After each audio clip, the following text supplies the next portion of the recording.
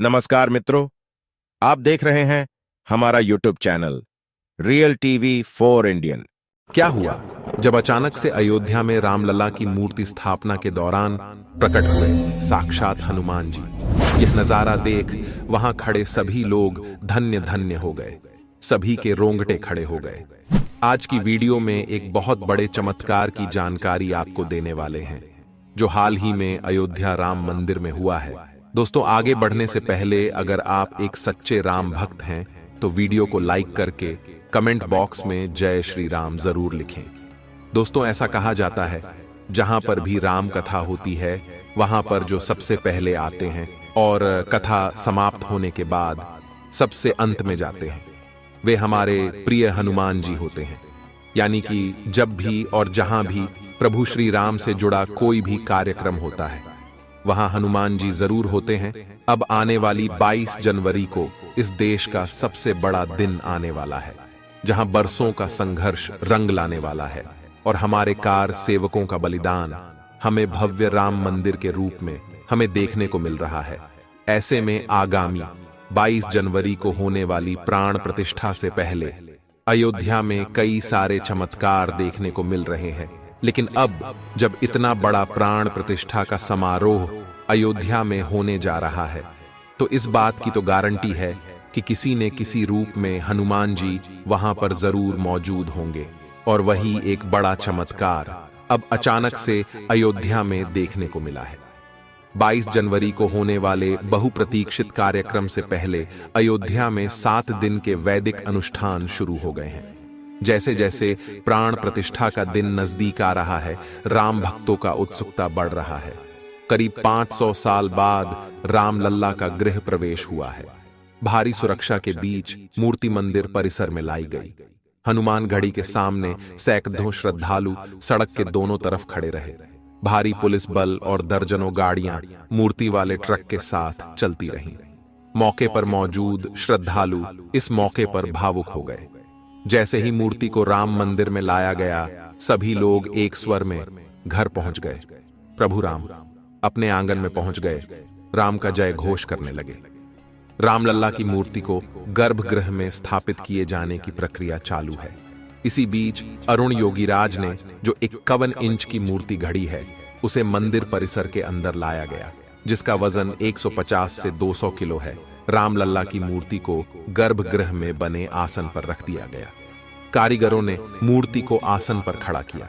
इस प्रोसेस में 4 घंटे लगे, लेकिन इस पूरी प्रक्रिया के दौरान एक सबसे बड़ा चमत्कार यह दिखा कि जब कार्यशाला से राम मंदिर में ट्रक के माध्यम से रामलल्ला की मूर्ति लाई जा रही थी, तब पूरे मार्ग में ट्रक के साथ साथ एक बंदर चलता हुआ दिखाई दिया। जिस जिस दिशा में ट्रक जाता वह बंदर भी उस दिशा में साथ चलता रहता। सभी भक्त यह नजर अपनी आंखों से देख रहे थे और उस बंदर को साक्षात हनुमान जी का अवतार मान रहे थे। जय श्री राम, जय हनुमान के जय कर लग रहे थे। और जब क्रेन की सहायता से राम मंदिर परिसर में रामलाल की मूर्ति को उतारा गया है तो गौरतलब बात यह है कि वह बंदर उस समय भी वहां पर मौजूद था। और जब सभी मजदूरों की सहायता से मूर्ति को गर्भगृह के अंदर खड़ा किया जा रहा था तो वह बंदर रामलल्ला की उस मूर्ति को ऐसे निहार रहा था मानो साक्षात श्री हनुमान वहां उपस्थित हो। ऐसा कहा जा रहा है मंदिर में पहली बार रामलाल की मूर्ति स्थापित करने के पश्चात वह बंदर अचानक ही कहीं अंतर ध्यान हो गया। इसी चमत्कार पर सभी राम भक्त कमेंट बॉक्स में जय श्री राम, जय हनुमान जरूर लिखें। अब दोस्तों, आप सभी के मन में एक सवाल जरूर आ रहा होगा, आखिर राम मंदिर के गर्भगृह में इस नई मूर्ति को स्थापित किया जाएगा तो आखिर रामलाल की उस मूर्ति का क्या होगा जो 1939 में मस्जिद के गुंबद के नीचे से प्रकट हुई थी। आचार्य सत्येंद्र दास रामलला विराजमान को सबसे ज्यादा अहम बताते हुए कहते हैं, नए वाले भगवान राम का तो भव्य मंदिर बन ही गया है, लेकिन ज्यादा महत्व इन्हीं 1939 वाले रामलल्ला का है। कोर्ट ने इन्हीं रामलल्ला विराजमान के आधार पर फैसला दिया कि यही राम जन्मभूमि है। इसी के बाद मंदिर बनना शुरू हुआ। आचार्य सत्येंद्र दास बताते हैं, आप जानते हैं कि जितना विवाद हुआ है और जो कोर्ट में मुकदमा लढ़ा गया वो पहले से मौजूद रामलला विराजमान के नाम से लढ़ा गया। इन्हीं के नाम पर सुप्रीम कोर्ट ने हुक्मनामा दिया है। अब मंदिर बन गया है तो इसीलिए जैसे रामलला विराजमान की पूजा अर्चना पहले से होती रही उसी प्रकार से होती रहेगी। उनके मुताबिक जहां नए रामलला रखे जाएंगे वहीं पर पुराने रामलला भी रखे जाएंगे। रामलला की पूजा के बारे में आचार्य सत्येंद्र दास कहते हैं, सभी संप्रदाय अपनी पद्धति के हिसाब से रामलला विराजमान की पूजा अर्चना करते हैं। 16 मंत्रों से एक एक वस्तु को भगवान को समर्पित किया जाता है। राम के साथ भरत, लक्ष्मण और शत्रुघ्न सभी भाइयों की पूजा होती आई है। अब जो भव्य मंदिर बना है उसी में इनकी स्थापना होगी। अयोध्या में रामलला का स्नान पूजन उज्जैन के शंख से होगा। यह शंख लेकर श्री महाकालेश्वर मंदिर के मुख्य पुजारी पम घनश्याम शर्मा गुरुवार शाम अयोध्या के लिए रवाना हुए। वे विशेष रामरथ से अयोध्या के लिए निकले हैं। 22 जनवरी को प्रभु राम अपने भव्य महल में विराजमान होंगे, लेकिन प्रभु राम के आने से 5 दिन पहले से ही प्राण प्रतिष्ठा की पूजा अर्चना शुरू हो गई है। लेकिन प्रभु राम के भव्य महल में पहुंचने से पहले राम मंदिर परिसर में एक और अन्य बड़ा चमत्कार देखने को मिला है, जिससे काफी शुभ संकेत माना जा रहा है। दरअसल एक मोर और मोरनी का जोड़ा देखा गया है, जिसका वीडियो भी सोशल मीडिया पर जमकर वायरल हो रहा है। परिसर में मोर और मोरनी का जोड़ा रामलला के विराजमान होने से पहले देखा जाना दुर्लभ संयोग माना जा रहा है। धर्म के जानकार इसे शुभ समाचार बता रहे हैं।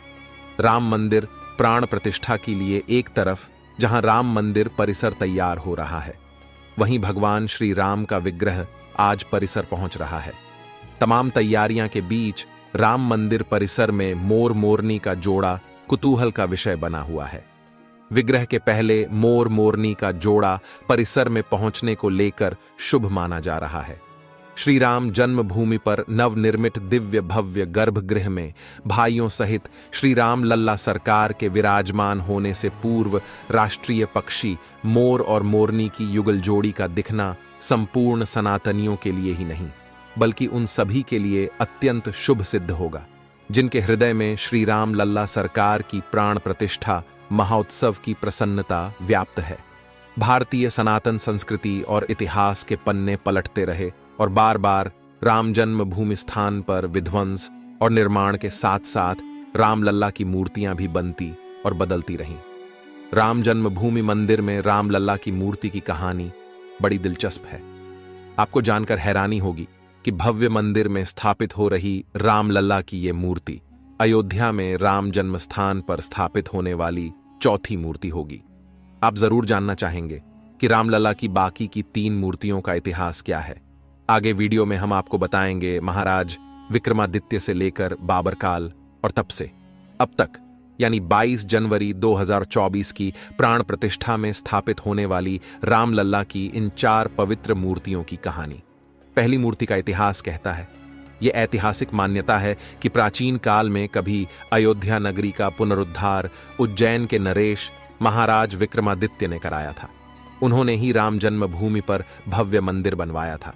16वीं सदी की शुरुआत में मुगलों ने जब अयोध्या पर आक्रमण किया, तब राम जन्मभूमि के उस प्राचीन मंदिर में प्रभु श्री राम का जो विग्रह यानी मूर्ति स्थापित थी।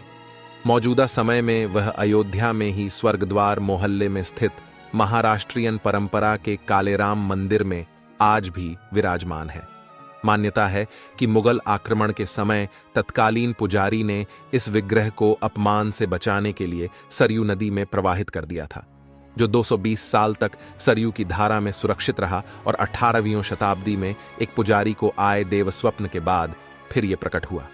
करीब 500 साल पहले यानी साल 1527 में जब बाबर के सिपहसालार मीर बाकी ने अयोध्या में राम जन्मभूमि पर मंदिर तोड़कर मस्जिद बनाई, तो उस वक्त तक वहां महाराज विक्रमादित्य द्वारा स्थापित राम मूर्ति थी। ये मूर्ति तब टीकमगढ़ के ओरछा राजमहल में चली गई। मुगल आक्रमण से बचाने के लिए ओरछा की महारानी अयोध्या आकर ये मूर्ति ले गई। दूसरे मूर्ति का इतिहास कहता है कि आजादी के 2 साल बाद यानी साल 1939 में शुरू होता है। 22 और 23 दिसंबर 1939 की रात विवादित ढांचे में रामलल्ला की मूर्ति देखी गई। भय प्रकट कृपाला, दीन दयाला, कौशल्या हितकारी के भजन के शोर से पूरी अयोध्या नगरी गूंज उठी। पूरे देश में ये खबर आग की तरह फैल गई। खबर आई कि 22-23 दिसंबर 1939 की दरमियानी रात विवादित ढांचे के अंदर रामलला प्रकट हुए हैं। आसपास के कई गांवों में लोगों तक ये संदेश पहुंच गया कि रघुकुल कुलभूषण बाल रूप में जन्मभूमि स्थान मंदिर के गर्भगृह में पधार चुके हैं। सुबह जब पुलिस वहां पहुंची तो सैकड़ों राम भक्तों की भीड़ जमा हो चुकी थी, जो दोपहर तक बढ़कर 5000 से ज्यादा तक पहुंच गई। 23 दिसंबर 1939 को पुलिस ने मस्जिद में मूर्तियां रखने का मुकदमा दर्ज किया, जिसके आधार पर 29 दिसंबर 1939 को विवादित ढांचे पर ताला लगा दिया गया, जो कि जिला जज के आदेश के बाद 1 फरवरी 1986 को दोबारा खोला गया। यहीं से राम मंदिर आंदोलन को नई ऊर्जा मिली। तीसरी मूर्ति का इतिहास कहता है, वरिष्ठ पत्रकार हेमंत शर्मा, जो बाबरी विध्वंस के दिन खुद उस जगह मौजूद थे, अपनी किताब युद्ध में अयोध्या में लिखते हैं 6 दिसंबर 1992 को कार सेवा के लिए अयोध्या में जुटी भीड़ अचानक बाबरी ढांचे को तोड़ने में जुट गई। 3:45 बजते बजते विवादित ढांचे का बायां गुंबद गिर गया। बीच का मुख्य गुंबद 4:40 पर नीचे आया। ढांचा गिरते ही कार सेवकों की पूरी ताकत मलबे को समतल बनाने में लग गई, ताकि वहां फिर से रामलल्ला को जल्दी से जल्दी स्थापित किया जा सके। कार सेवकों ने ढांचे का मलबा पीछे खाई में गिराया और जमीन को समतल करने के काम में लग गए। आनन फानन में राजा अयोध्या ने अपने घर से रामलल्ला की मूर्तियां भिजवाईं, जो उनकी दादी ने इसी काम के लिए अपने घर में एक अस्थाई मंदिर बनवाकर उसमें रखी थी। और रामलल्ला की चौथी मूर्ति की कहानी तो हम सभी जानते हैं। अयोध्या में भगवान राम का भव्य मंदिर बनकर तैयार है। उसमें स्थापित हो रही रामलल्ला की मूर्ति इतिहास में चौथी मूर्ति होगी। यह बाल रूप में होगी। इसमें भगवान राम 5 साल के बालक के रूप में धनुष और बाण पकड़े हुए होंगे। ये मूर्ति 51 इंच ऊंचाई वाली होगी। राम मंदिर में प्राण प्रतिष्ठित के लिए नेपाल के शालिग्राम से लेकर मैसूर और राजस्थान तक से पत्थर मंगाए गए। 3 मूर्तियों का निर्माण कराया गया। रामलला की पहली मूर्ति गणेश भट्ट ने बनाई है, दूसरी सत्यनारायण पांडे ने और तीसरी प्रतिमा अरुण योगीराज ने बनाई है। इनमें से फाइनल की गई 2 मूर्तियां स्थापित हो रही हैं। जिस प्रतिमा की गर्भगृह में प्राण प्रतिष्ठा होने वाली है, उसे चल या उत्सव नाम दिया गया है। वहीं दूसरी प्रतिमा, जिसे मंदिर प्रांगण में स्थापित किया जाएगा, उसे अचल मूर्ति नाम दिया गया है। अरुण योगीराज की बनाई मूर्ति अंदर मुख्य मंदिर के गर्भगृह में स्थापित हो रही है। आशा करते हैं दोस्तों, हमारी आज की वीडियो से आपको राम मंदिर का इतिहास जानने को मिला होगा। हमारा सौभाग्य है कि हम राम मंदिर के प्राण प्रतिष्ठा अपनी आंखों से देखने वाले हैं, लेकिन इसी प्राण प्रतिष्ठा के साथ उन कार सेवकों की आत्मा को भी शांति मिलने वाली है, जिन्होंने हंसते हंसते राम मंदिर के लिए अपने प्राणों को न्योछावर कर दिया। आप भी नीचे कमेंट बॉक्स में उनके लिए श्रद्धांजलि जरूर अर्पित करें। दोस्तों, वीडियो इधर खत्म होता है। अगर वीडियो पसंद आए तो लाइक, चैनल को सब्सक्राइब जरूर करें। तो फिर मिलेंगे नेक्स्ट वीडियो में। जब तक आप अपना ख्याल रखिए। धन्यवाद।